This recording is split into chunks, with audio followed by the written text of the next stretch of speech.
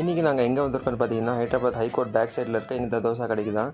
இந்த ஹைதராபாத்னாலே இந்த ப்ளைன் உப்புமா தோசைலாம் ரொம்ப ஃபேமஸ். ஸோ இங்கேயும் சாப்பிட்றதுக்காக நான் வந்திருக்கோம். இங்கே அந்த மைசூர் போண்டா, வடை இதெல்லாம் வச்சுருந்தாங்க.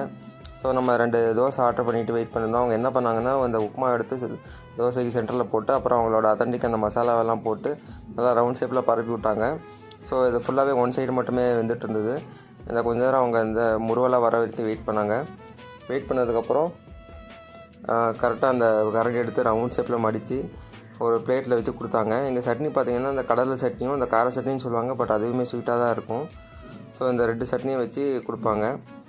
நம்ம தமிழ்நாடு தோசைக்கு இதுக்குமே நிறைய வித்தியாசம் இருக்கும். காரங்கிறது ரொம்பவே கம்மியாக இருக்கும்.